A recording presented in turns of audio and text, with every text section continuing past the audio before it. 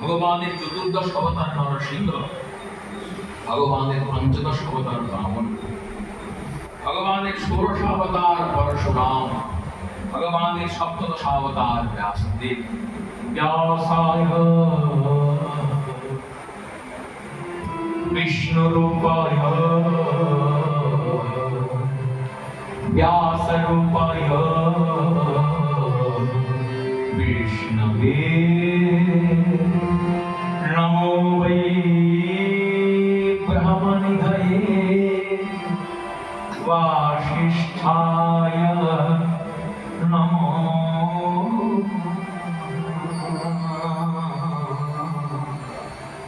अचतुर्वदनो ब्रह्मा द्विबाहुर अपरो हरि अवालोचन शंभो भगवान बालनारायण। बोलिए व्यासदेव भगवान की। ব্যাসদেবের গায়ের বর্ণ খুব একটা উজ্জ্বল ফর্সা ছিল না ভাই, নিষ্কালো ছিলেন তিনি, এই জন্য তার নাম কৃষ্ণ। দ্বীপে জন্মগ্রহণ করেছিলেন, রাজপ্রাসাদে জন্মগ্রহণ করেননি, উন্মুক্ত আকাশের নিচে জন্ম হয়েছিল তার, সোনার চামচ মুখে দিয়ে জন্মগ্রহণ করেননি। সংগ্রামী জীবন ব্যাসের, বৈপ্লবিক জীবন ব্যাসের, ক্রান্তির জীবন ব্যাসের দ্বীপে জন্মগ্রহণ করেছিলেন। তাই সমস্ত ঋষিগণ তাকে ডাকত দ্বৈপায়ন বলে। বড় করে এমন কর্ম করলেন, বরাবর ঋষিগণের মাথা ঘুরে ভারতবর্ষের বিভিন্ন প্রান্তে পায়ে হেঁটে গমন করলেন। আর গিয়ে গিয়ে গিয়ে গিয়ে বিক্ষিপ্ত ইতস্তত অবিন্যস্ত বেদকে সুবিন্যস্ত করলেন, সাজিয়ে তুললেন। বেদকে ভাগে ভাগে বিভক্ত করে কোনটা আগে কোনটা পরে সুন্দর করে বিন্যাস করলেন।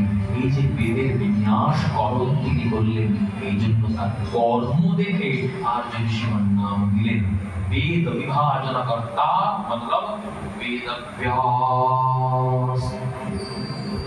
बादरायण তিনি কেন বদরিকাশ্রমে সম্যকপ্রাসে তপস্যা করেন?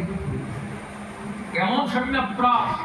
ভাগবত বলছেন ব্রহ্মণদ্যাম সরস্বত্যাম आश्रमे पश्चिमे तटे सम्यक्प्रासयति भोक्ता ऋषीणां सत्रवर्धन।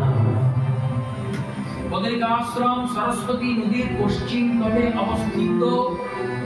বেদব্যাসের আশ্রমটির নাম সম্যকপ্রাস। সেখানে বসে বসে তিনি শাস্ত্র প্রণয়ন করেন। আহা, ভাগবত মহাপুরাণ আদি প্রণয়ন করেন, কৃষ্ণ আরাধনা হইলেই থাকে। এই জন্য তার নাম বাদরায়ণ। তিনি যে আসনে বসে জগৎজীবকে শাস্ত্র শিক্ষা দেন, সেই আসনের নাম ব্যাস আসন। এই ব্যাস আসন নিজের যোগ্যতাতে পেয়েছিলেন তৎপুত্র শ্রী সুখদেব গোস্বামীপাদ।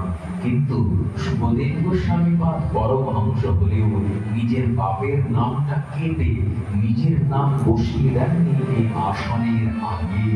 ব্যাস আসন নামটাই লিখেছেন, ব্যাসপীঠ নামটাই লিখেছেন। তার কারণ ব্যাসদেব হচ্ছেন আদি গুরু। এই জন্যই ব্যাসদেবের আবির্ভাব তিথির দিনটিকে গুরু পূর্ণিমার দিন বলা হয়। बोलिए जगत गुरु व्यास भगवान की जय। जय जय श्री राधे। এই ব্যাস